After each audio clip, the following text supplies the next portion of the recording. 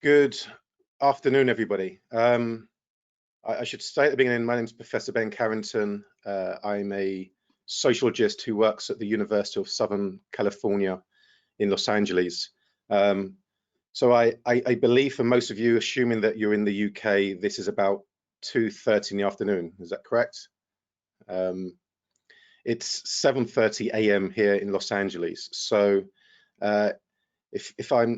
if you know me and I'm not looking quite as sprightly as I normally do, it's because I woke up about 16 minutes ago and put on a suit. I don't normally wear a suit as sharp as this at 7:30 a.m. in the morning. And also, as you may have seen in the news yesterday, the LA Dodgers won the World Series in baseball. And I happen to live downtown, so until 2 o'clock in the morning, there were helicopters, fireworks, semi-riots in the streets. As I was thinking, do you not realize I need to get to bed because I've got to speak to Dr. Paul Campbell's book in the morning. So, but we're delighted that you've joined us. So I'm going to just say a few preparatory words to kind of set up today's speakers. And we have 3 speakers today. And then we'll have some questions for Dr. Paul Campbell from our invited guest respondents. And then we're going to open it up for questions from the audience. So we know we've got a diverse audience today. So we would really like and invite you to ask questions either from what Dr. Paul Campbell says or our guest responders. So there's a chat function. So if you can type your question into the chat, that will come to me and then I will relay the questions to our guest speakers. So we strongly encourage you to use the chat to ask your questions. So I was really struck in reading Dr. Paul Campbell's book. In terms of the story that Dr. Campbell starts with Clark Carlisle, who will be known to many of you, and just the pain in thinking about, as Dr. Campbell says, the insufficient transferable knowledge and skills and qualifications that many ex-players have when they come to the end of their playing careers. And the high rates of substance abuse and depression, and even in some cases suicide. And it's a really moving and tragic way to kind of open the book and to explore these stories. And I think it's a really powerful account of the split, if you like, between the public and the private, between the kind of public stardom and the kind of public adulation that many athletes, professional athletes, and particularly in the UK, that professional football players get. And the private side, the kind of the private traumas that are often invisible to the wider public. And I think the other thing that I take from Dr. Campbell's book, which I think is a hallmark of his work in general, is that I think he shows unequivocally that today we cannot discuss race and racism in Britain without that conversation discussing sports. And I think he does a really important job, and as do I think our guest responders today, in really demonstrating that if we want to think seriously and critically about race in Britain today, and more specifically anti-racism, where we're of anti-racism, it's almost impossible to imagine a popular anti-racism in the UK today without taking seriously sports, from the kneeling that's taken place in the English Premier League, to a whole range of spaces. Lewis Hamilton being a good example of someone leading this discussion. I have to say that chapter 2 in the book, which is entitled "Working Class Soccer Schoolboys, Race and Education in England," struck a certain personal chord with me as somebody who was a schoolboy from a working class background who was with Charlton Athletic. And as I was reading that chapter, it was almost like a reworking of Paul Willis's famous book Learning to Labour, but with a different subtitle. I think, if there was a subtitle which was how working class professional footballers eventually still end up in working class jobs, I think that's a kind of a really powerful and nuanced story that Dr. Campbell outlines in that. And I was thinking back to my own experience, because I was a schoolboy, and probably as luck would have it, I wasn't signed on by Charlton Athletic. Even though that's probably one of the most devastating moments in my life, that kind of the yearning to become a professional football player not quite being good enough. What it meant was that I was forced to then do my A-levels, then go to Loughborough University on the hope that I could maybe make it back into the game later on. And I kind of looked at some of the players I played with in and around that time. Scott Minto, who then went on to play for Chelsea, Gordon Watson, who then went on to play for Sheffield Wednesday and Southampton, Jason Lee, who went on to play for Nottingham Forest, Andy Solarco, John Solarco's brother, Anthony Barnes, who went on to have a good career with Bolton. And I just as I was reading it, I actually went and decided, like, where are they now? And what was interesting, of course, is that many of the players do kind of circle back to semi-professional football. I think Jason Lee's now working actually for the PFA or the FA in an equalities position. But it was interesting, and Scott Minto's done some TV work. He's been a sports presenter for a while. But it's fascinating to see actually like how many of these players, some of them end up in the game, but many don't. You know, and to think about, okay, what are their lives like now? And I think Dr. Campbell's book does a really important job of showing us that side of the story, that the stories that are often not on the front pages. I just want to end by saying there's one thing that wasn't as prominent in the book, but I was thinking about it as I was reading it, and hopefully this will be part of the discussion. Was I was reminded of Frantz Fanon in Black Skin, White Masks, and that there's a line in Black Skin, White Masks where Fanon says that throughout time there's been one object, one figure that's been particularly eroticized, and he says that's the black athlete. So Fanon identifies the black athlete as the kind of focal point for white fascination, white adulation, and the kind of projection of white fears and fantasies onto black people, and it gets encapsulated in this figure of the black athlete. But Fanon, of course, also talks about the psychological costs of racism, you know, the damaging psychological costs for both the colonizer and the colonized, you know, and the kind of the ways in which racism impacts the body and it hits at your self-esteem and your sense of self. And I was just really thinking about that a lot, although it's not a big part of kind of Dr. Campbell's analysis, and maybe we can get into it later.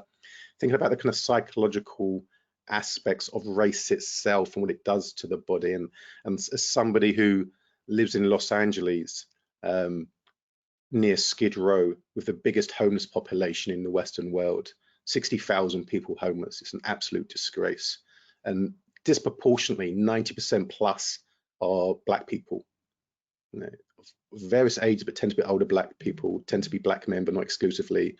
And you see here in a city like Los Angeles that can celebrate someone like Kobe Bryant, that will celebrate someone like LeBron James, will celebrate these black bodies when they're visible.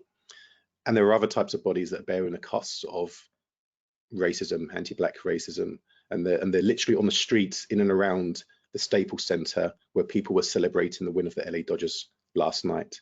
So I think Paul does a great job of trying to get to think critically about the interconnections between racism and class and gender and masculinity.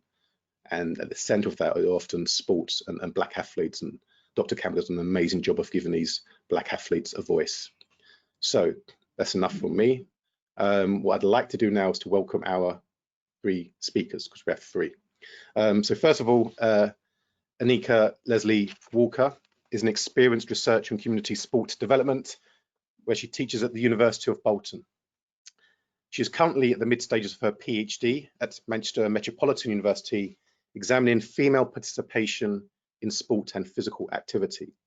Leslie Walker has a passion to increase equality, diversity, and inclusion across all forms of sport, and has worked on projects to promote and provide solutions to engaging those from underrepresented groups. And she recently worked in partnership with UEFA in support of their Equality in Football conference in 2019, and has worked in partnership with FAIR, Football Against Racism in Europe network, on various projects. Leslie Walker was also selected for the Get On Board programme by Sport England to promote inclusive board membership. So we thank Anika Leslie Walker for joining us today. Dr. Natalie Darko is currently a research fellow an academic lead at the Centre of Black, Minority and Ethnic Health at the University of Leicester. She has over 15 years experience in academia, having worked as a lecturer, a senior lecturer and researcher within the fields of sociology, race and ethnicity, sport and health at various UK universities. And we have some good breaking news. You may have seen this on the BBC this morning, or perhaps on Sky, that Dr. Darko has recently been offered a position as an associate professor at the Stephen Lawrence Research Centre at De Montfort University, and she'll take up her new post in December. So we wish her congratulations on that significant appointment. Dr. Darko's current portfolio of work focuses on investigating health inequalities experienced by Black and ethnic minority groups in the UK.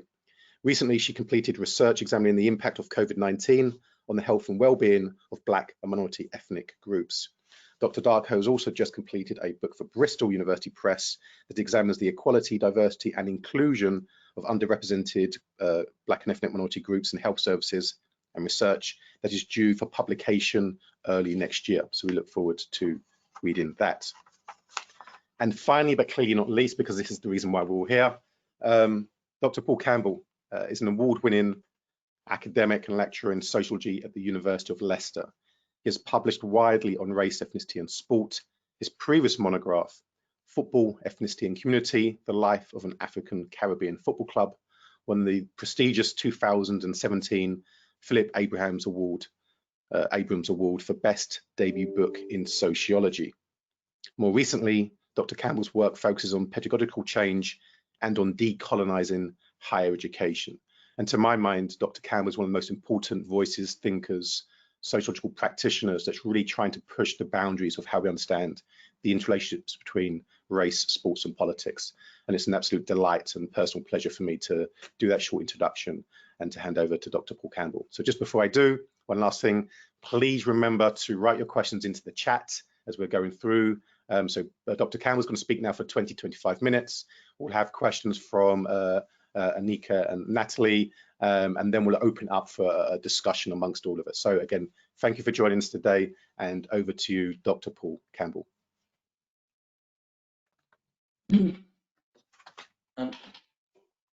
Thanks, Ben, and thank you for a really thorough and thoughtful introduction. I really need to start this with some more thank yous, and thank you in particular to Anika and Natalie, but also to really the people, the men who gave up their time and their stories to help me put this book together.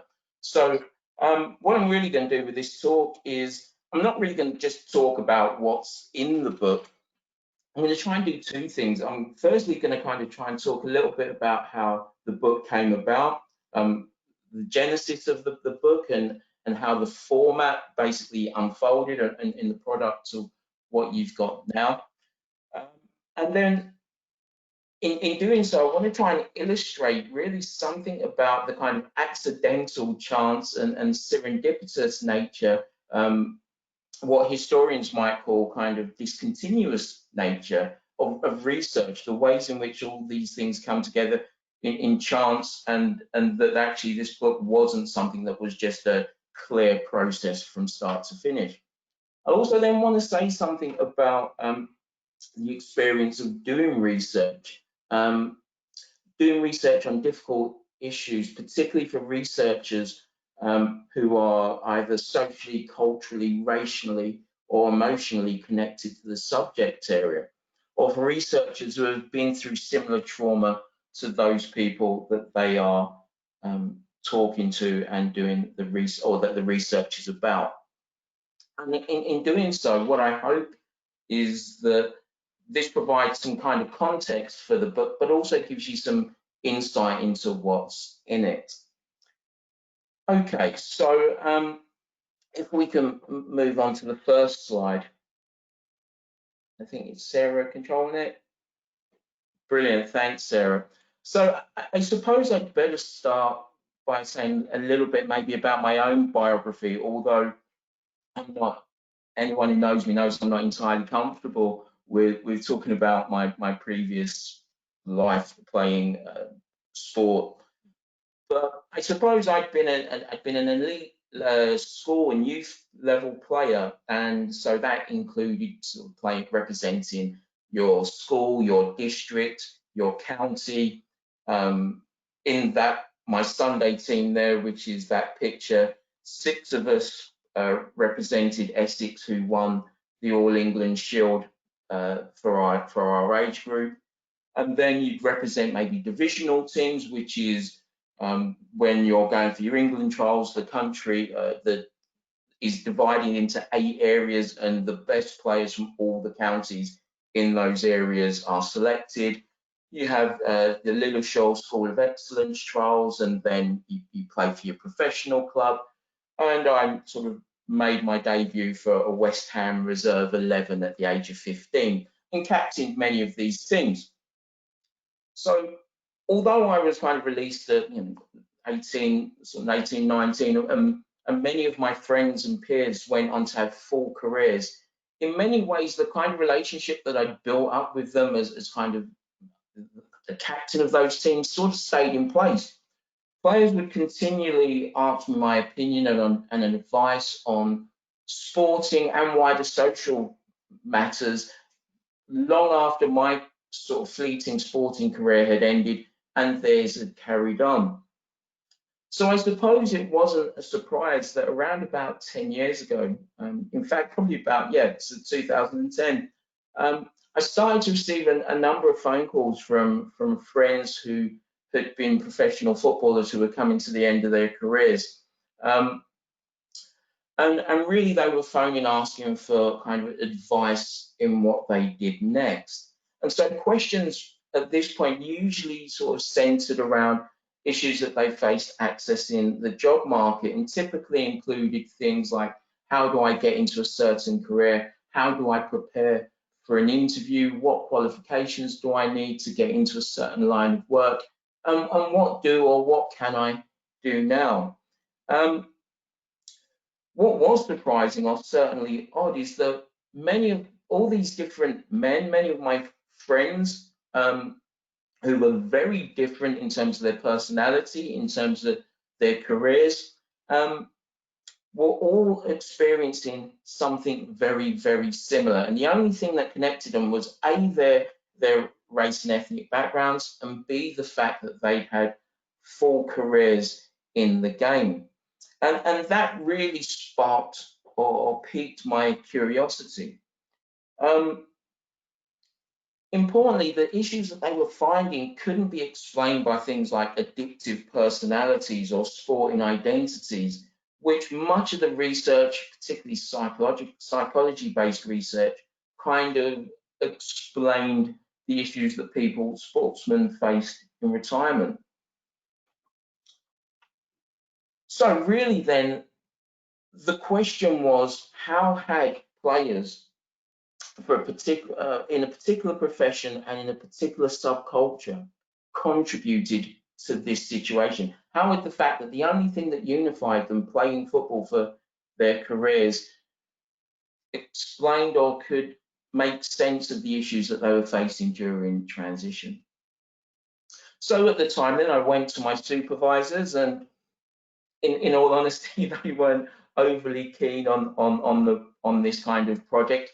Not for any other reason that I was only about 10 months into my own thesis, and quite rightly, they kind of wanted me to focus on my PhD. But after badgering them, we arranged a meeting with the FA, and I remember we went up to Birmingham and we met a particularly high-ranking official, and we got to talking about the project. And the bottom line was, the FA weren't really interested in the project at that time. They were much more interested in the issues around coaching and race, which was the issue of the day. So ultimately then I parked the project for a few years.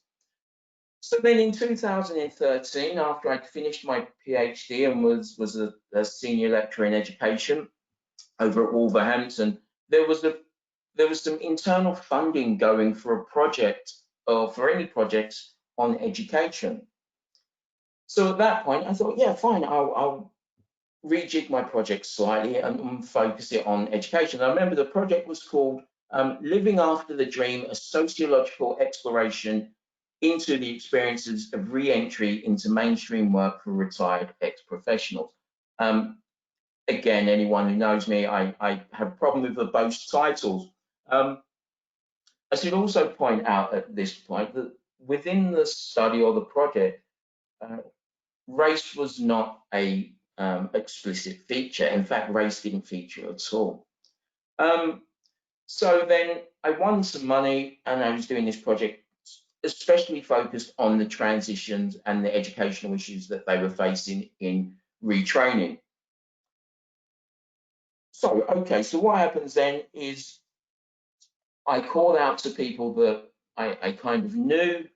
This was a purposive sample, and I end up with a sample of about 6 to 8 players in the initial study. But what was important here was the overwhelming majority of people that responded to me, out of the people that I knew, my kind of friends who I'd remained in touch with, and the friends that they then put me in touch with, there was a common feature. We were all, or the overwhelming majority, shared the same racial background. We were all Black.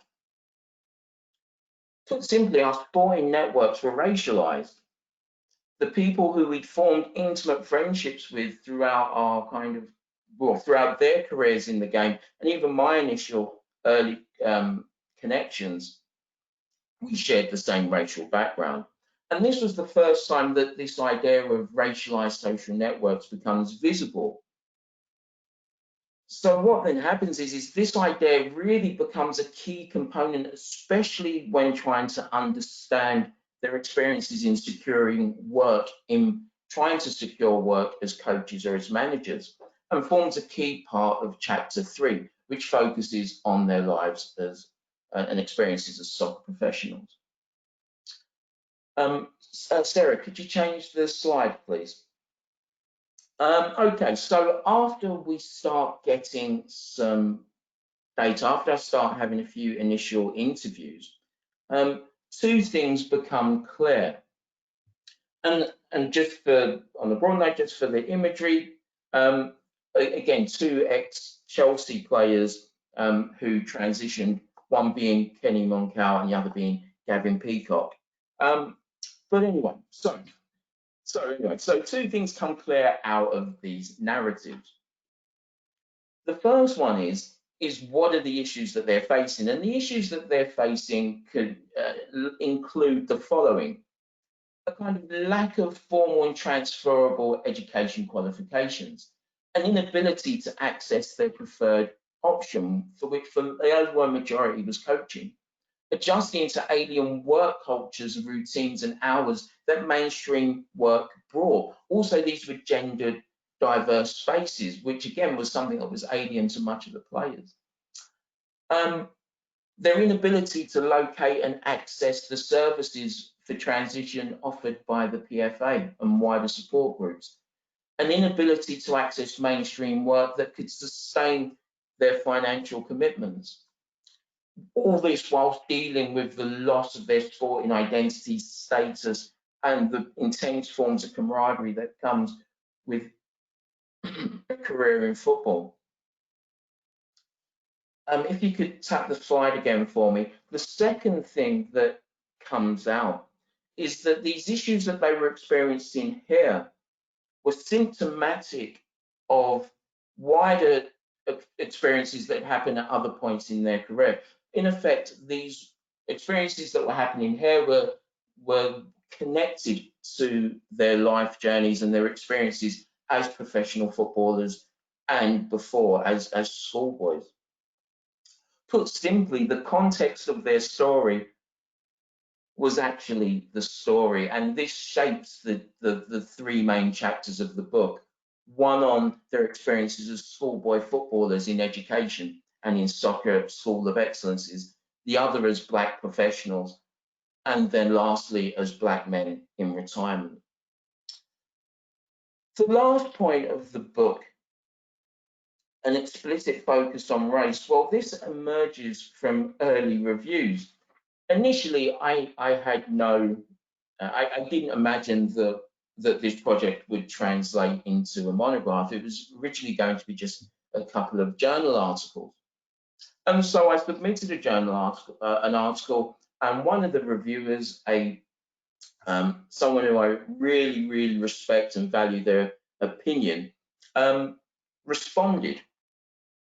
And their advice was simply, and I quote, you can't write about experiences of Black footballers without it being explicitly about race. And I admit this irked me. Why not, I thought. If the sample was white, would I have had the same comment? And while this is, I don't want to go on a tangent on this, but importantly, we do need to problematize research just because the term white is absent. So, for example, in work on media, gender, sport, if it's about Black practice, then we think it's bound up within the politics of race and of Blackness. But equally, just because the subtext is not there or is absent, it doesn't mean that these activities aren't bound up within politics of race and of whiteness. So that's just something that I wanted to mention. But ultimately, he was right, and I admit that. I was right too, but he was right. While it wasn't the intention to do the project about race, clearly the experiences of these Black men were complicated by the inequities which came with their identities, their racialized identities. Whether this would be the negative experiences that Ben mentioned earlier in school, the ways in which they were pushed into sort of sports and redirected away from maybe academic pursuits, the ways in which they were unable to access whitened sporting networks. Now, I need to maybe explain sporting networks a little bit here. Sporting networks, or the kind of networks that I refer to, are simply the kinds of friendship groups that they can access. And if we think of this in the same, particularly in terms of getting employment, which the participants said was, it's the saying, it's not what you know, it's who. Well, race had clearly influenced who the participants knew and influenced who they were able to get close to. So really then it was these processes that shaped the format and the kind of narrative that comes through the book. Okay, so my second point that I want to talk about is really then kind of the consideration of doing this kind of research.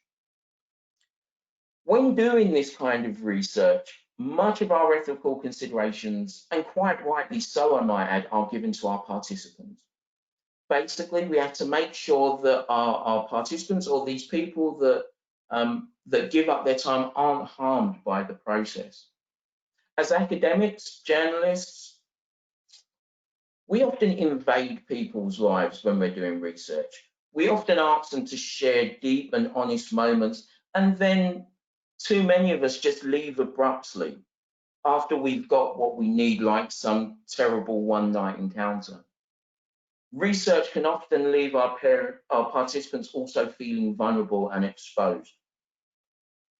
In this case, I asked these men to share accounts, many of which were stories that they'd never told anyone, not even their partners.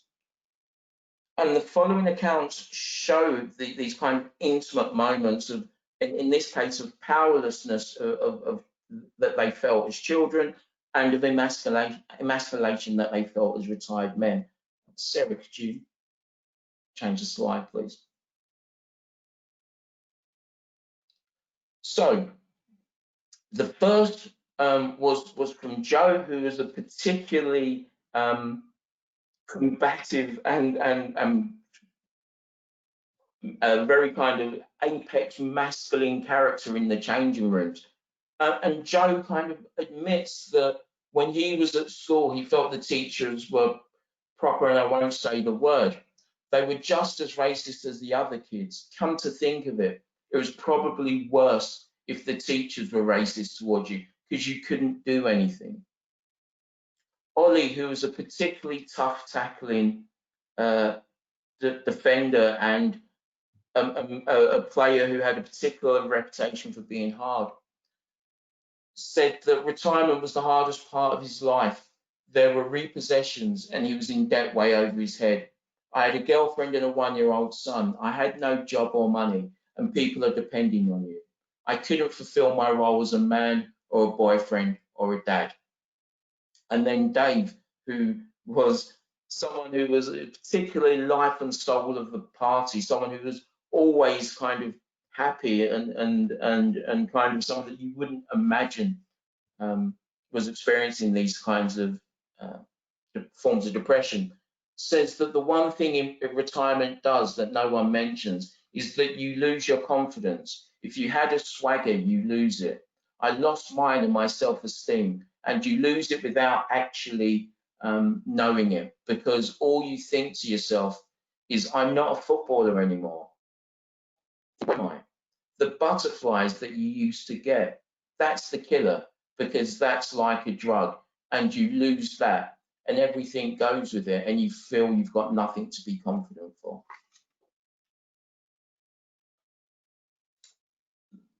While I had no idea of the kind of level of intimate talk, which I describe it as in the book, I kind of had a sense that this was, we were going to have some intimate talk. So as such, I came prepared. I came prepared to abandon the interview at the first sign of discomfort or distress, although I'm not trained as a psychologist or counsellor. I came prepared to direct them to wider counselling services or financial services and assistance. I was prepared to offer them my time beyond the project to help them in any way that I could. In hindsight, all said that they found they welcomed the opportunity to talk about that. Some even described it as therapeutic. So I think that they were okay. If we could change the slide, please, Sarah. So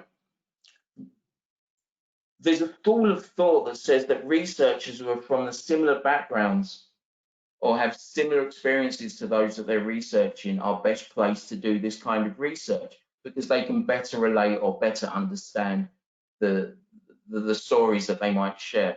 And that's fine. I concur with that to an extent. But little consideration is given to the impact that the research process can have on the researcher. Put another way, whilst I was prepared for the impact that this might have on my participants, I was not prepared for the impact they would have on me. Hearing and reading and going over their stories of trauma, of depression, forced my own unresolved issues of being released to resurface. Sharing my stories with them forced me to relive and re-engage with things that were unresolved and buried, to reflect on my own depressions and my own darkest moments.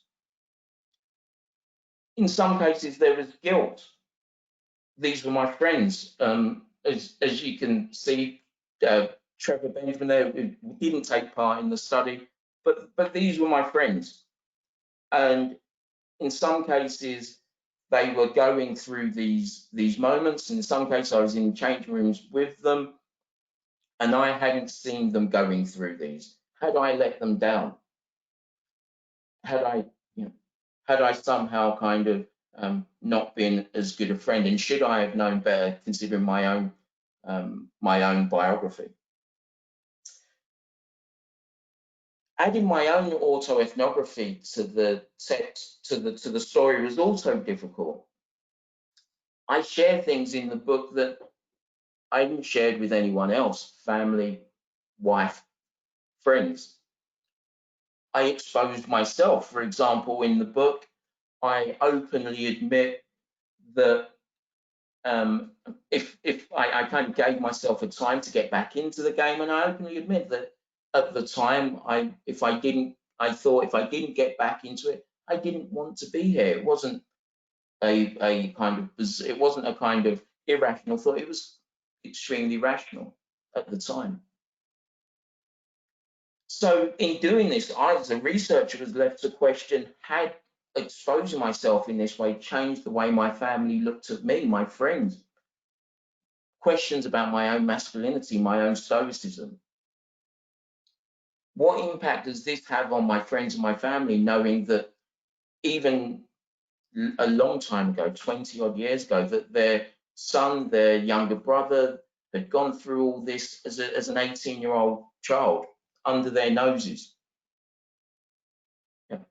And I suppose this kind of psychological this kind of conflict was best captured when during the early feedback of a draft of a book, of the book, sorry. A good friend of mine, Dill Porter, asked me to add a story to bring people into the book. The book in the early draft didn't have the kind of Clark Carlisle section. And Dill, as he always does, sort of made a really sort of common sense point and said, you know, why not add a story to bring people into it?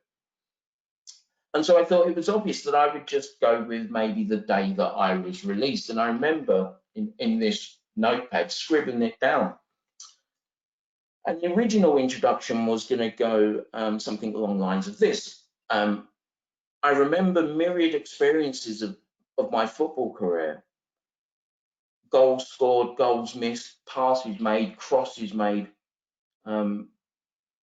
teammates, jokes, trips to away games, who scores and in what order. But rather strange, I recall very little about the day I was released, the day that I was informed of the decision. I don't remember coming home. I don't remember driving home. I can't remember the days that followed. I don't remember telling my mum or my brother or my friends the actual conversation when I told them that I was released. All I remember is two things. Firstly, I vaguely remember the words, "We're not keeping you on." And secondly, I remember feeling empty, that I'd let people down. I was ashamed and I was confused. So I remember telling my wife B about this introduction on the pub night. Now B, you know, around 2 decades, and she's heard all my footballing stories 4 times over. Her eyes kind of glaze over when I share my stories. But she said, you know, I remember her saying that I'd never told her that story. I'd never even spoken about what was arguably the most significant day of my life. So in the end, I chose not to include it. I wasn't ready. And importantly, the book's not about me. But it clearly reopened old wounds, which even now I'm still coming to terms with. We call doing qualitative research going into the field, but we don't talk about or think seriously about the longer term impacts that field, the scars that it can bear upon researchers. Now, this is a point for all researchers, not just those in sport. For example, those that might be doing domestic violence who have their own stories of domestic violence, studies on refugees, abusive relationships, so on. But importantly, the honesty and freshness and rawness that the accounts offer, I feel, is what makes this book unique and gives us a really kind of raw insight into an understanding into retirement and trauma for retired sports players. Hopefully, it will help us better understand these kinds of struggles and also the tragedies like that of 17-year-old Jeremy Whiston, who tragically took his own life over the weekend after being released. Thank you.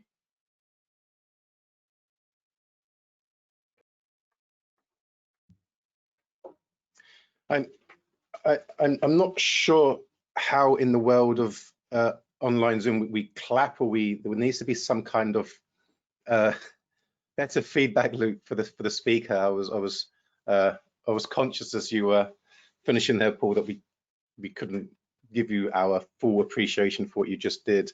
What I'd like to know, if our guest speakers, respondents, Natalie and Nika, can join us.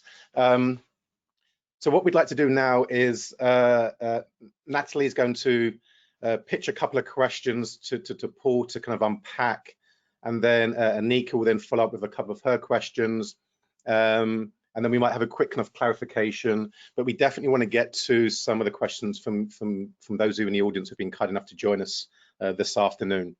So just a reminder, could you please write your question into the chat, and then I will read it and summarize it and relay it to Paul. And also, if you have a question for Anika or Natalie, that we want this to be a conversation as much as possible.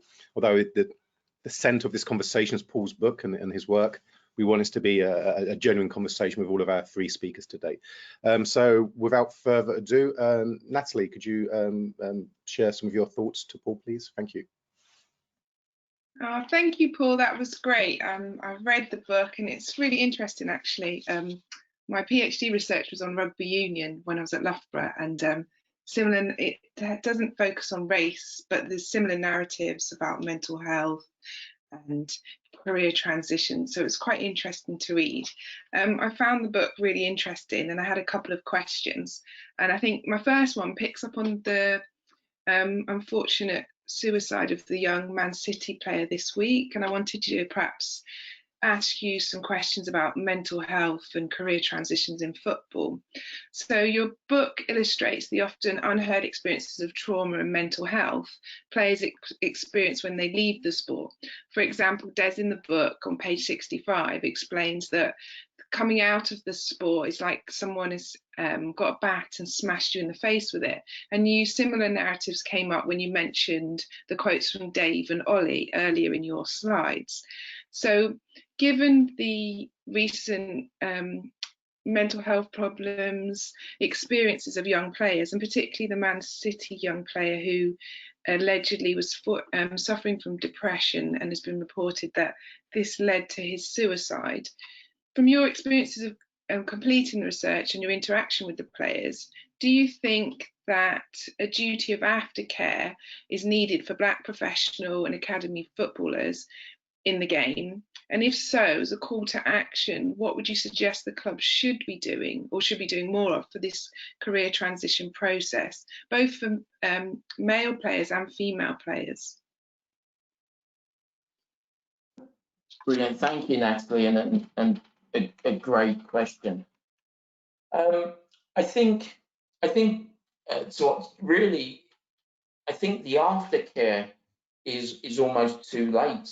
I think that there should be part of the kind of support and training and provisions that are applied in developing players should also be about their cognitive well-being, so that actually the part that is kind of, I don't like to use the term screening, but certainly maybe these more holistic MOTs of young players should start from the moment that they come in to the clubs, that it should be mandatory that they visit or are kind of checked by counsellors.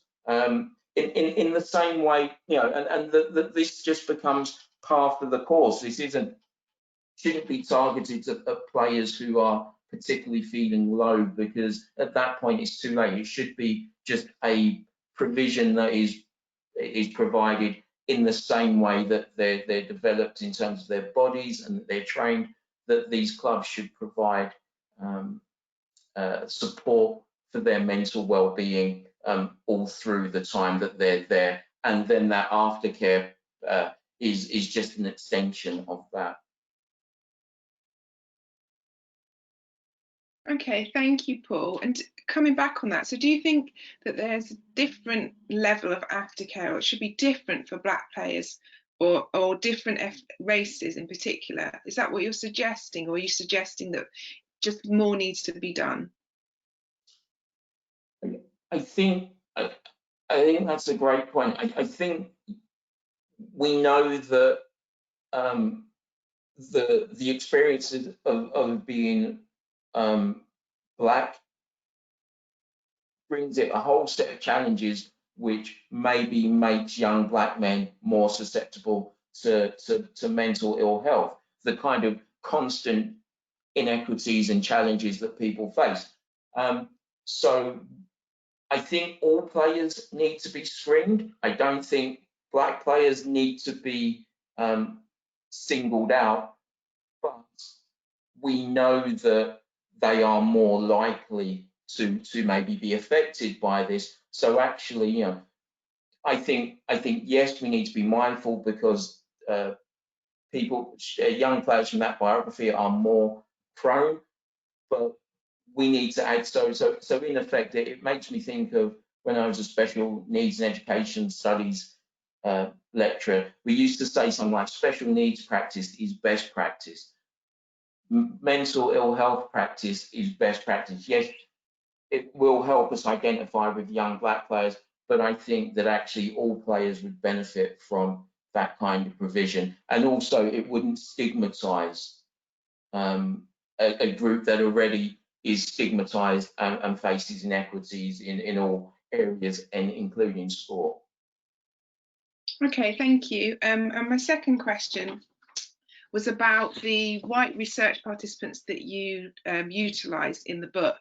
So you draw on their experiences of two white research participants as a method of comparing and contrasting their career transitions with the Black players or the Black research participants in the book.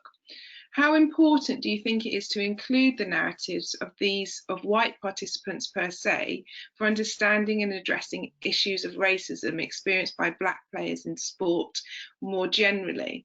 So do you feel that their inclusion in wider sport research can assist in addressing issues of racism and marginality for sports men and women? Yeah, I think, and I can't take credit for this was pure chance, but I think in reflecting on the product, the research, I certainly think that adds to the narrative, particularly when we're looking at comparing and contrasting the experience of a kind of class. And I'm mindful of my sort of students that sometimes they think that actually it's not race, it's just class, or that it's not just class, it's race, but seeing those intersections, and I think that comparative aspect adds something to it. I also think what is really important here in this study is understanding, you know, just how kind of race is played out in negative ways, that these white participants, because of their proximity to the Black players, particularly in forming networks, actually harmed their own careers. So when we try and think about race as kind of football as this raceless space, what this research shows is that you can be white, but your proximity to race can also negatively impact on certainly your career aspirations in going into coaching and management. So I think, yeah, I completely, I do think that comparative element certainly strengthened the story and narrative here, and can be used more widely. Yeah, I think it's quite interesting because I think sometimes within academic research you can be discouraged to, if you're writing about race and it's about a Black study group or Black participants, sometimes you might get comments from reviewers to remove the white participants, but yet I think you've highlighted that their experiences are important for actually demonstrating the impact to those individuals, but also the experience of racism for the players. So yeah, thank you. That was my 2 questions. I can see lots of questions coming in, and I think I'll save my last one because I'm sure there's many more people out there that have questions for Paul. So thank you, Ben, for that. Thank you, Natalie, and we'll certainly circle back to you once we go through the questions so we can get back to your other questions. Thank you so much. Anika, could you share some of your thoughts, please? Yeah, thank you very much, Paul, for your presentation. As Natalie said, I really enjoyed reading the book. Found it very original, really accessible in terms of reading. The book clearly illustrated the historical narratives which presented the lived experience of the Black professional footballer. And I think that transition into the retirement phase was really clear. So I'm going to give you a question about something that I would say is quite topical at the moment. So the FA yesterday launched the Football and Leadership Diversity Code, which aims to drive diversity and inclusion across English football. Similarly, your book addresses the importance of education, upskilling, readiness, and acknowledges the PFA's and FA's role in supporting players.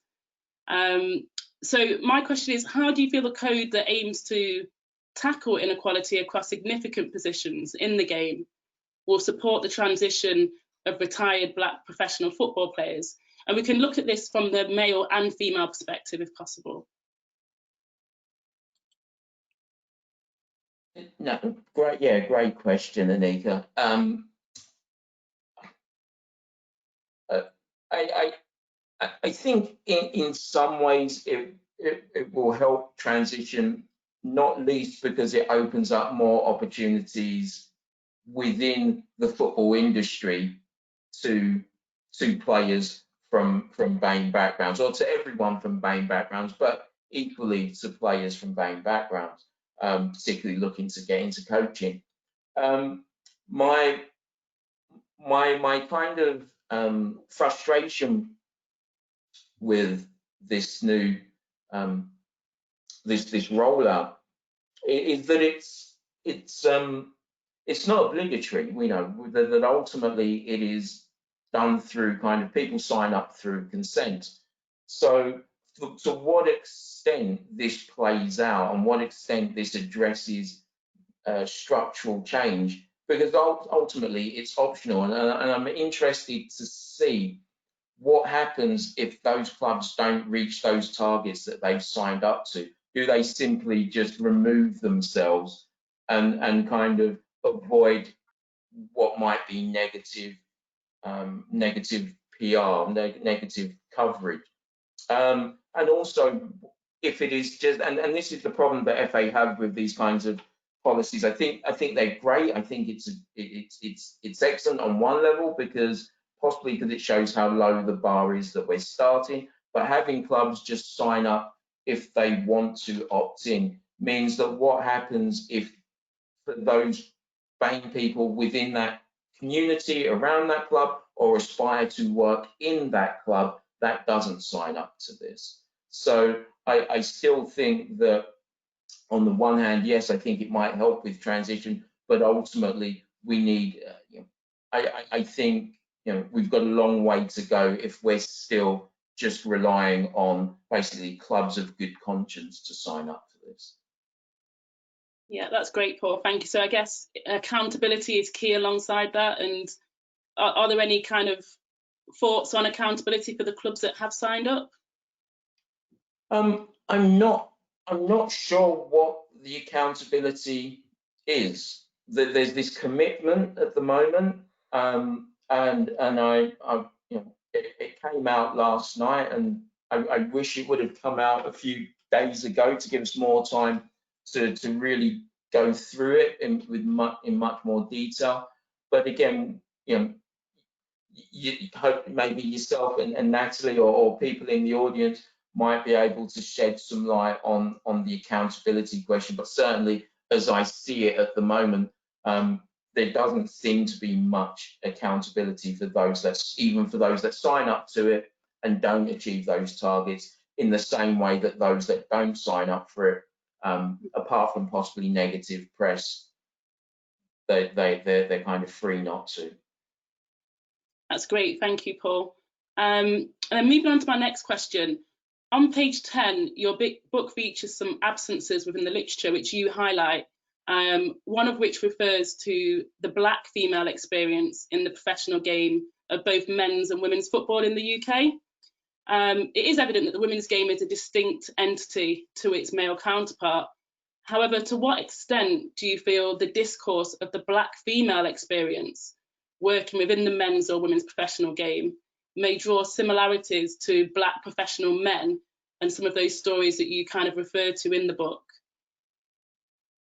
Yeah, so are you, just to be clear, are you talking about Black women who are working in the men's format of the game, or Black women that are playing in the women's format of the game, or working in the women's format of the game? I guess a little bit of both, to be fair, Paul. Those that are trying to enter into either direction, and you know, we do have Black women who are in those coaching positions and those managerial positions. There are a limited amount in the men's game, but you know, you spoke about kind of that racial identity and overt racism within the workplace. So do you think for these, you know, Black female women, Black women, it will be a similar experience? I think in terms of Black women in the women's game, they are going to, they will undoubtedly experience these forms of inequities, but intersected with gender. So I don't think we can kind of directly compare. But what I do think is key is that, you know, the issues around about kind of sporting identities, loss of camaraderie, the networks that they would form. I would suspect that they would, you would quite possibly see similar kind of processes at work in the women's game. I think where Black women might be different is the women's game. Generally, women footballers tend to be much more pragmatic because they don't get anywhere near, they haven't got equity of pay or anywhere near the same kind of salaries, that there's almost kind of pragmatism that they know that they have to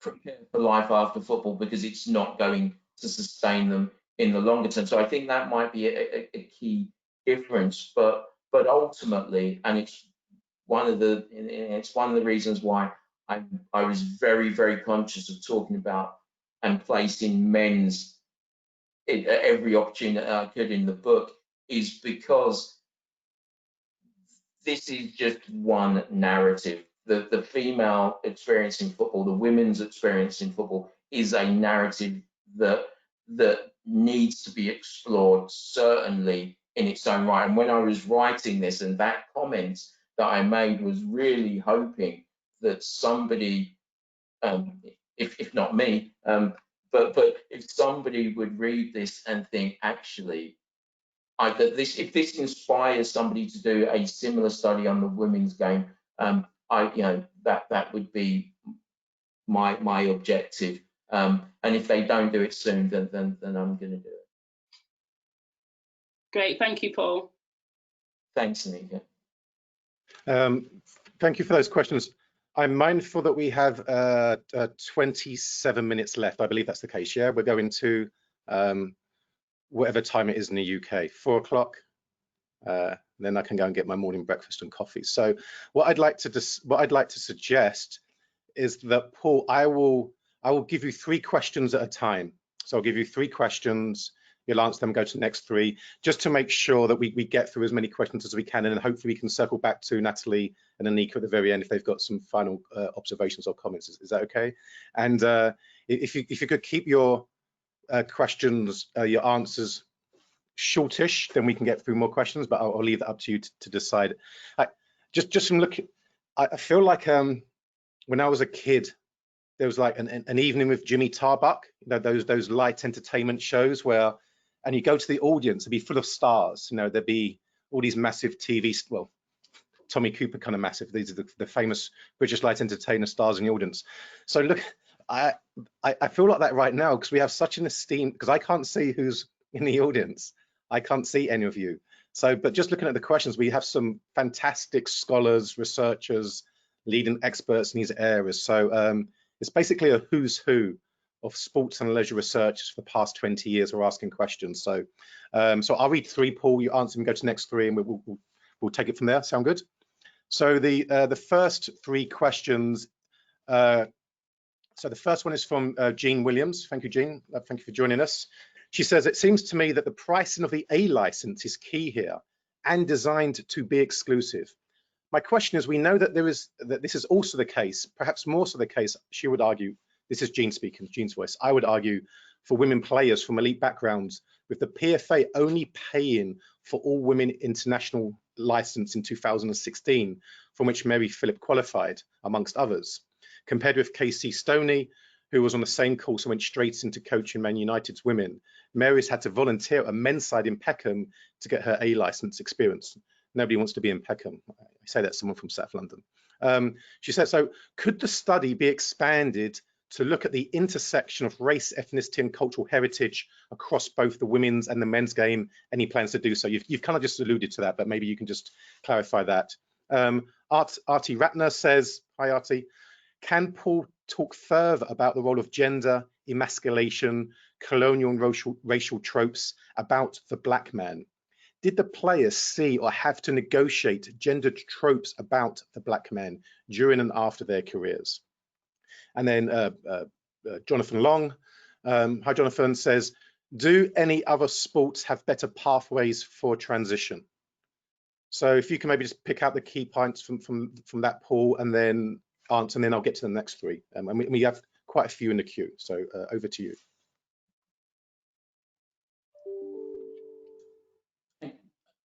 Hi Jean, hi Artie, and hi John. In terms of the Scrim Down, so the intersection of, could you just repeat that, Ben? The intersection of gender, race, and yeah. So Artie's PhD thesis question was, can you talk further about the role of gender, emasculation, colonial and racial tropes about the black man? And she goes on to say, did the players see or have to negotiate gendered tropes about the black man during and after their careers? Okay, yeah, certainly. In the times when they engaged, this was generally through kind of when they wanted to access these whitened networks, which invariably forced them to kind of navigate humor, and often those kinds of humor around kind of black bodies. There was one particular quote where players are ridiculed because one of the coaches says to him that because he's not as endowed as the mythical black men should be, that players were subjected to those kinds of soft banter, but often powerless to kind of address these through their being kind of oversensitive. So these kinds of tropes were much more covert, certainly, than maybe in changing rooms maybe a couple of decades earlier, but still present within much of the kind of things that they would have to put up with or that they felt they had to put up with if they want to access certain social networks or be close with certain groups within the changing room. In terms of Jonathan's question, athletics tend to be better at providing post-career support. And in terms of Jean's question, I think I agree completely. I think that the kind of inequities that play out. The other question here with the women's game, I wonder to what extent, and this is what I think Jean's alluding to, is that the players' biography and their cultural capital enables some players to get jobs even before they've got these qualifications. Certainly in football, a lot of the coaching jobs go to players before they've acquired those qualifications, which almost tells you something about the process of getting those qualifications. And it's interesting the ways in which players are blocked from getting, well, this becomes a formal stipulation for some jobs and from some people, and overlooked for others. I'm not sure if Natalie and Anika want to pick up on either of those questions as well.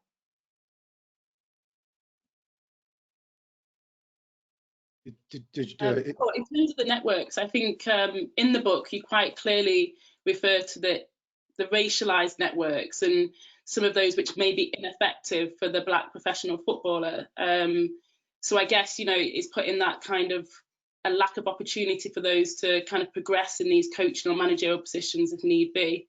I can remember one of the quotes that you used. It was, you know, powerful passports to access coaching and management roles within the football industry, which some of them just didn't have, some of these players.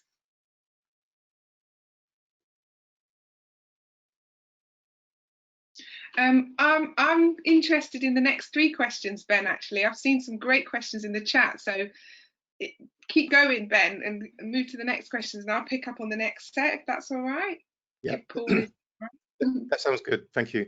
And in the event that any of you feel your question wasn't sufficiently answered, if we have time at the end, we can always circle back to it. So I want to make sure, given the star-studied audience, that we get through those other questions. Ken McHugh joining us from Dublin. Hi, Ken, thank you for joining us. Ken asks, what is the latest on the FA Play Care programme? Has there been an increase in the number of clubs signing up? Added to that, there seems to be a very poor take-up of the dual careers aspect of the EU plan for sport. John Williams, the John Williams, asks, well, I'm assuming it is the John Williams, it could be many John Williamses, I guess. John asks, I see TV football in the UK changing its race profile, and reported this very day that the FA is announcing a new diversity plan, as has just been mentioned, with targets for recruitment of, if it's okay, I'm going to translate BAM, which is an acronym that I hate, have never used in my life and never will, into Black and ethnic minorities. So those that wrote BAM, if you hear me not saying it, it's because I never will, Black and ethnic minority into boards and coaching positions. With Black Lives Matter, etc., it feels like we might finally be in a transformative moment after so many promises, diversions and false dawns. What do you think?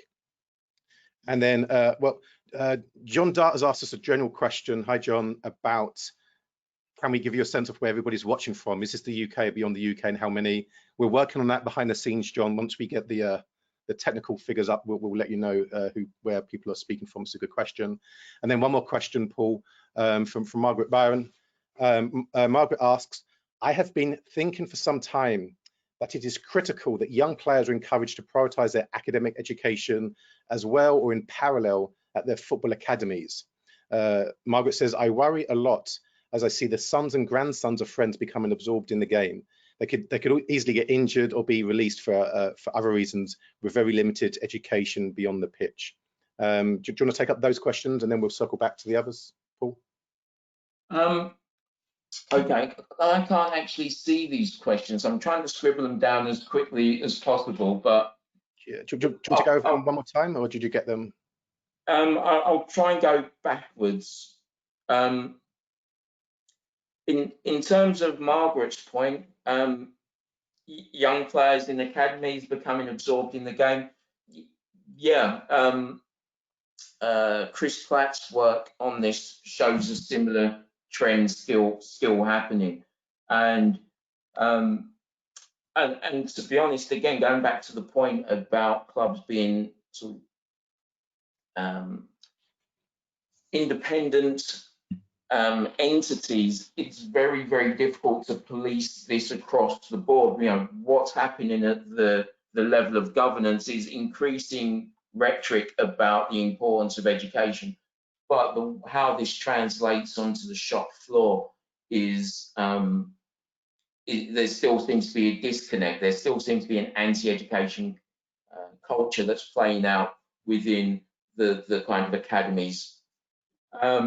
So interestingly, we've just got a PhD student who is looking directly at these kinds of issues. At the moment, it's very difficult for kinds of parents not to also be caught up in this, and I think it speaks more broadly about the kind of condition of race and of class and of kind of opportunities that open up for young Black families still today. Going to Ken's question, could you just repeat Ken's question for me, please, Ben? Of course. So Ken says, what is the latest on the FA Play Care programme? Has there been an increase in the number of clubs signing up? Added to that, there seems to be a very poor take-up of the dual careers aspect of the EU plan for sport. All I can say is, one, I don't know, and yes, I agree. I think kind of, you know, that's about as much as I can add to that. And if Natalie or anyone can speak further about those two schemes, I don't know. Was that one that you wanted to pick up on, Natalie? I haven't heard a lot about them. I think what I find interesting, I think as well Ben could support here, is that I'm hearing a lot more about us learning from what's happening in the US and us learning a lot more from the charters, the codes, the relationship between education and sport. And I know there's an increasing push to learn more from the US different sports as well and bring it over here. But in terms of the dual career take up, limited. And I'd recently done some research with retired sports individuals on taking a knee, for example, and race. And again, limited discussion on of any of these programs. So from what I understand, I haven't heard as much about clubs taking this up or players getting involved in these kind of dual career activities. I don't know if Anika had any other thoughts. Quite similar to you actually, Natalie, as well. I've not heard much more on that, but definitely I would say the US are kind of leading the way in terms of that dual career, and transition into retirement is really positive there. So. And what was John Williams's question? Just lastly, Ben? Yeah, you want me to repeat John's question? Yeah, please. So John says, I see TV football in the UK changing its race profile, and reported this very day the FA announcing a new diversity plan with targets for recruitment of Black and ethnic minorities into boardrooms and coaching positions. With Black Lives Matter, etc., it feels like we might finally be in a transformative moment after so many promises, diversions, and false dawns. What do you think? For me, the jury is still out.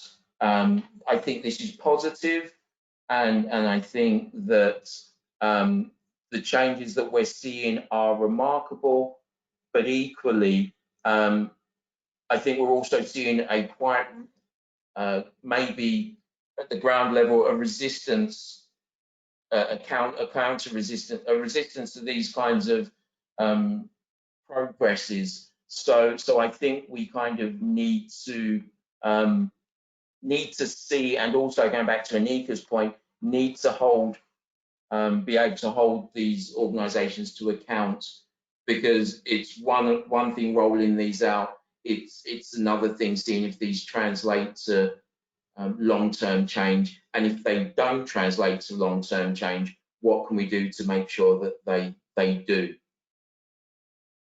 I think, Ben, I know we've got a question coming up by Isaac about woke washing and diversity schemes. I think that links to John's question and Paul's point here about whether voluntary schemes are kind of just sticking a plaster on things that need to change systematically within clubs and addressing bigger issues, structural racism per se.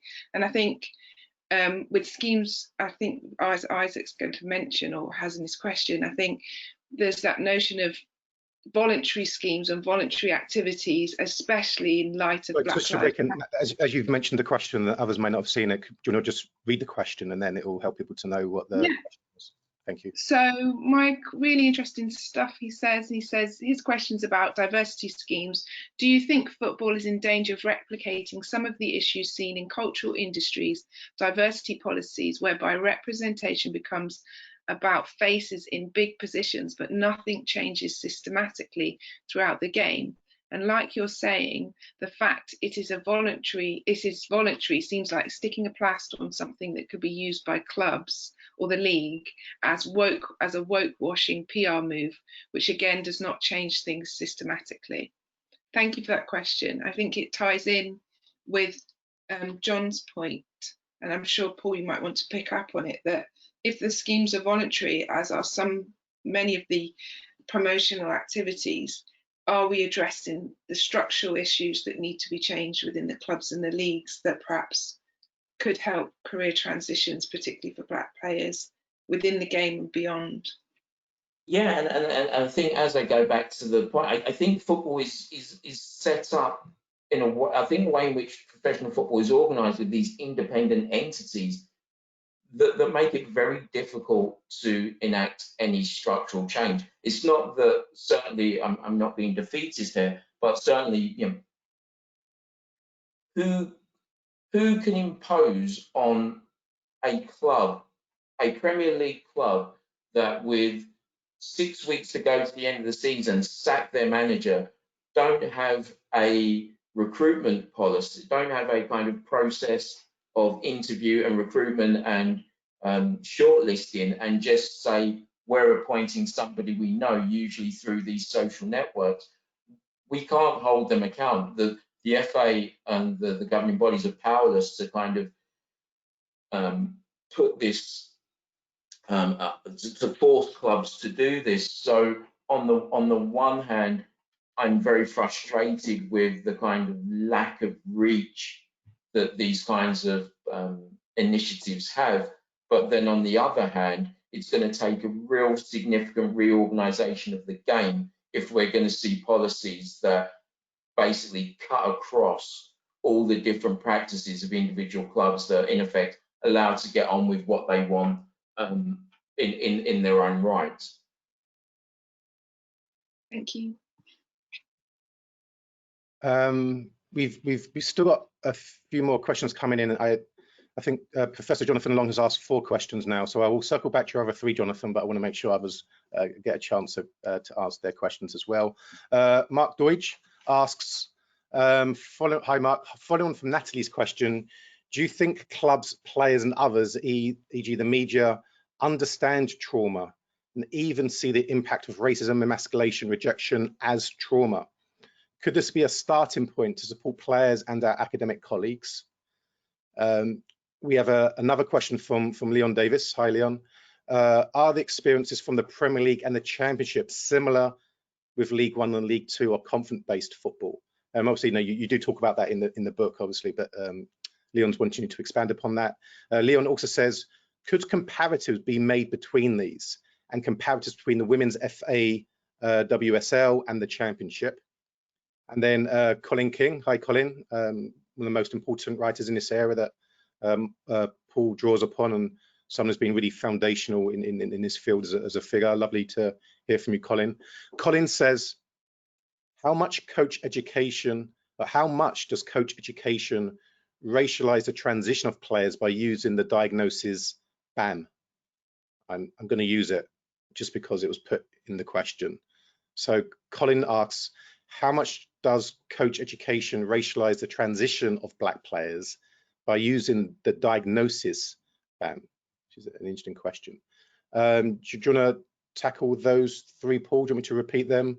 And then we'll probably have time for one last set of 3. Okay, I will ask you to repeat as I answer, because I will invariably forget. I think the first question on trauma, I don't think it's recognised in a word. I think there's the kind of deficit model of players that either don't make the cut or don't have careers at the top end of the game. And I remember I was watching a video with Wilfried Zaha, I can't think of the Tottenham player, and also the third player escapes me, but there was a video of them talking about their careers in football, and Wilfried Zaha said something really, really interesting. It was Mikel Antonio, and he said that he ate, sleep, and drunk football, and that he can't understand that if you don't do those things, how you can't make it.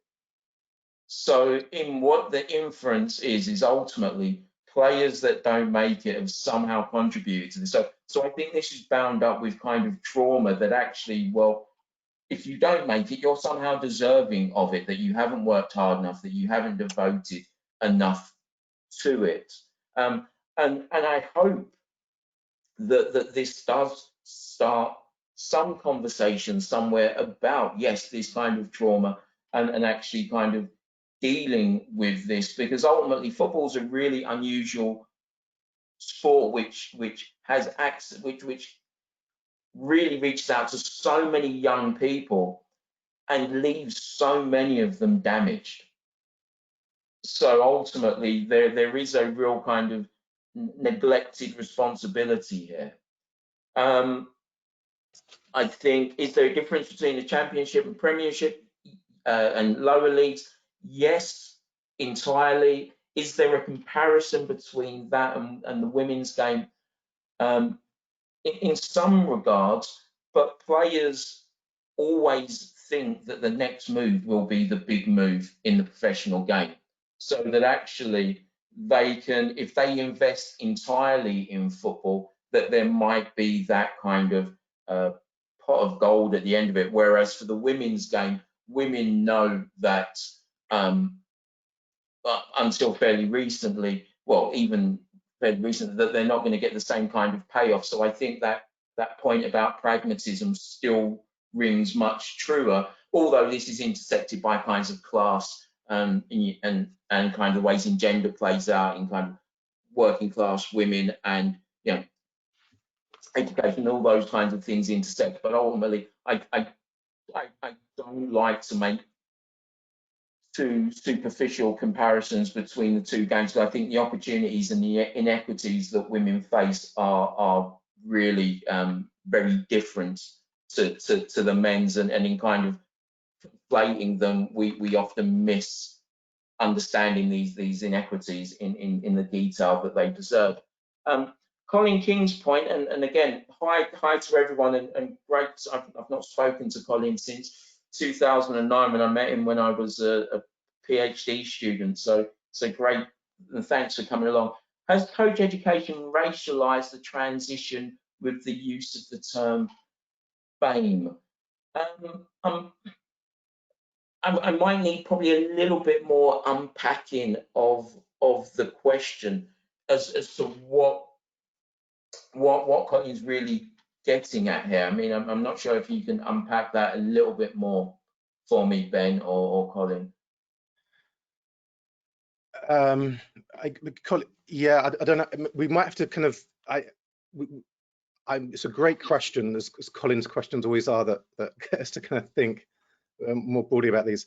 I'm conscious of time, and there's one last set of questions to get through. So maybe I'll make the suggestion. I'll ask the final 3 questions, and then I'll leave it to Natalie, Anika. Maybe Natalie and Anika can respond if you want to, and then we'll go to the final word for Paul, because I want to be mindful and respectful of people's time for an hour and a half. Is that okay? So I'll just pitch the last 3 questions, and we can wrestle with Colin's question about the racialization, or what work BAM does in racializing or not black footballers. So the last questions are, there's one from Chris Davis, who asks, how important is it to have a black support network within football? And how can other black footballers help you, a black footballer, immediately after you retire? So that's one of the key things in the book, about black social networks. Dre Idowu asks, my question, this is Dre speaking, my question is about the digital divide. Most people say that we are in an era of the 3rd industrial revolution, the age of automation where everything is data driven. How do we ensure that ethnic minorities do not lag behind in this digital divide, and what impact will this have on football? And then finally, Michelle Moore, and apologies for those that posed questions, we couldn't get to all of them, but this is a question from Michelle Moore, who many of us know, one of the kind of leading advocates, consultants in this area. So maybe it's appropriate that the last question goes to Michelle. Thank you for joining us, Michelle. Michelle says, what role do you think former professional players could have in supporting younger Black players, especially in relation to issues of racism and intersectional oppression? Maybe Natalie and Anika, do you have any kind of final comments or response to that? And then we'll hand over to Paul to kind of say that have the final word. So Natalie and Anika, if you have any final thoughts or comments on those last three questions. I think the last question is really important. I think I'm quite lucky in my work. I get to work across health, sport, a number of disciplines. And recently I got to go to a sports conference in Barbados, and we got to meet some of the key Jamaican athletes who came and spoke to different coaches and players. And I think it's really, and this was across Caribbean islands and smaller islands, and it was really impactful for not only athletes and coaches and organisations that those voices were heard and also respected and listened to. And I think it's essential for former players and even current players to use their voice and even their activism, as we've seen recently, to help the transitions for young and older players. I think it's vital, and I think in the light of the current movements and the way in which we have this power in our activism, or in professional players' activism, it's vital for communicating that message and helping them to see the role, the actions that they can take in their career transitions, and perhaps linking to some of the questions raised that we haven't been able to get to. Encouraging players that there are other options, that there is a network out there beyond their coaching careers. And also from my research, former athletes have taken their activism in different ways to help young Black athletes and players to progress in the sport in different ways and use their activism to empower younger athletes. That was just one of my responses. I don't know if you had any responses, Anika. Yeah, I think following from what you said there, Natalie, I guess the activism side is really important, but I think having those Black networks for me has been really encouraging and has offered more kind of perspective on how to navigate in some of these environments. And we talk about mentorship, which has become very common, and there's different organisations that I've been part of and that I've observed in the UK, which are trying to support Black men and women, such as Kick It Out, such as the Fair Network, and the FA are doing some work around that. And I think, you know, but there's many allies.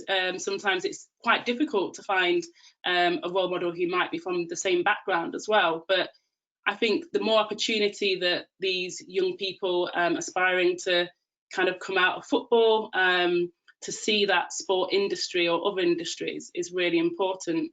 I think a good showcase is the Black Footballers List, which highlights different people which are succeeding in these different industries and environments as well.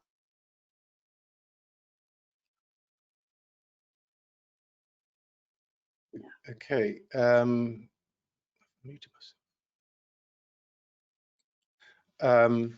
Paul, can you still hear and see me okay? Yeah. Okay.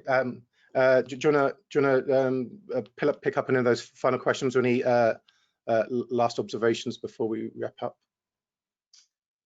Yeah, I think the kind of Chris's question about Black support networks, and also the role in which former players play, might be able to kind of couch these together. Yeah, I think Black support networks are really important for the reasons that Natalie and Anika both point out. And I think actually, you know, we see the success of these, or the importance of these, in other industries as well, not least in academia. And I think, yes, former players do. But one thing I think kind of footballers need to get away from is that even their post-career opportunities or post-career consciousness is wrapped in football. And I can understand why that is the case, but actually we know that there are limited, the amount of players compared to the amount of post-career jobs there's an imbalance. So actually helping players to imagine themselves and see themselves in other careers. I come back to kind of my experiences as a young child or a young teenager. Part of the problem was that I could not see any self-worth in the careers and thus in myself in anything other than football. And this comes back to the kind of ways in which our Black consciousness centralizes the body, the ways in which society centralizes the Black body, and that actually our cognitive, most of the footballers that I know and have met are extremely skilled and talented people whose skill sets could lend themselves to other careers. So I think in also helping those players transition, a key part of the message is helping them understand that their self-worth and their identities are not solely tied into the kind of body, which invariably deteriorates over time anyway. I'm not sure if that fully answers the question. Dre's question, a really excellent question. Unfortunately with Dre, I know Dre quite well, so I'll be able to answer that question directly with Dre and on a conversation, one of our regular conversations, but just because I'm aware of time, sorry. Okay, thank you for that. So just maybe briefly by way of conclusion, as you were speaking, Paul, I was just thinking of the work of someone like Bob Beamish, whose argument is that the Canadian sociologist, who would argue that, well, it's the very necessity of elite sport to produce a certain type of consciousness amongst athletes that actually negates them from developing interests outside of sport, that actually we need to be mindful of, quote, not blaming the players themselves for not being able to see outside of sports as a career, as a pathway, because those that do get kicked out very early on from elite sports because they're not team players, they're not, following the rules, etc. So I'm wondering the extent to which inherent within the system of elite professional football, it needs players to actually not be thinking in the ways in which we're trying to encourage them to do, and there's some kind of structural ideological pressures within the very nature of elite sports. And I think that your book wrestles with that question really well. Just to go to John Dart's point, it looks like we've got people from Canada, the Czech Republic and the Netherlands, as well as America on this call. So thank you all for joining. Apologies to anyone from Peckham that was upset by my dismissive comments about Peckham. I wouldn't have said that 20 or 30 years ago because I would have been scared, but now Peckham is so gentrified, I don't really care. You'll maybe drop a latte on me in response. Rachel Martin did ask a good question actually about the cost of the book. And for many of us in academia, this is one of the issues of how do we make sure that Paul's excellent work reaches out. And one way we can do that are by forums like this. But it is one of the issues and problems, I think, of academic publishing, is that many of the people who we want this book to get probably can't afford the 40 quid, or will be amazed that a book costs £40 when you can go into Waterstones and Barnes and Noble and pick up a book for £7.99. Emerald are offering a discount. I see 30% off the book with the web code Emerald30. I feel like I've now slipped into kind of like promotional. I'm living in Los Angeles, so Emerald Publishers, who we do thank for publishing a book and for supporting this webcast, are letting you know that if you go to the website and you put in Emerald30, then you can get a 30% discount of Paul's book. So it won't be £40; it will be that less, whatever it is. Yeah, I just want to kind of remind us of the really the importance of what Paul's work is trying to do, and I think Natalie's and Anika's work as well, in trying to think critically about that aspect of life, of social life, of politics that we often disregard, namely sports. And as I said at the beginning, I think we can't understand the current discussions around race and racism in British society and globally without understanding the pivotal role that sports plays within that, and also within that the role of the Black athlete, male and female, and the ways in which these bodies are lionized and celebrated, you know, in the most fantastic ways, but also to make those connections between what happens to those very same sporting bodies when we see the full humanity of Black people, and not just read Blackness as this kind of powerful trope for sporting performance. And because as soon as that the game is over or your career comes to an end, then you're disregarded, you become a disposable body. And I think, you know, Paul's work and that of Anika and Natalie in their areas is really helping us to think more critically about some of these problematic issues with the hope that we can intervene and begin to change it. And I think this is a moment of huge social change. This is an exciting moment, you know, as John Williams suggested. I think this could be a transformative moment in how previously things were off the agenda. Everything is on the agenda now. So academics, scholars working with professionals, consultants, and the athletes themselves and those in the media, I think this is a really pivotal moment to push this forward, and hopefully this conversation has been a small part of that. So thank you all for joining in. I hope it's nice in England for those of you that are back there. I might head off to Santa Monica Beach later, you know, do my reading by there. It's in the mid-20s here. Look, we have earthquakes and fires, so we never had earthquakes in South London. And COVID. You have COVID as well. Everyone has COVID, yeah, that's true. Yeah. So, but I wish everybody well. I really thank Natalie and Anika for really great questions, and Paul, congratulations on this work. You're really driving the conversation forward. And sorry to anyone I didn't get your questions. Jonathan Long had a bunch of really great other questions we didn't get time to, but the fact there was so many more questions that we didn't get to, that's how we want to leave a session like this. So thank you very much to everyone. Be well, be safe, and I hope to see some of you, if not in Los Angeles, when I'm next back in the UK. Miss you guys. Well done. Thank you, Paul. Thank you.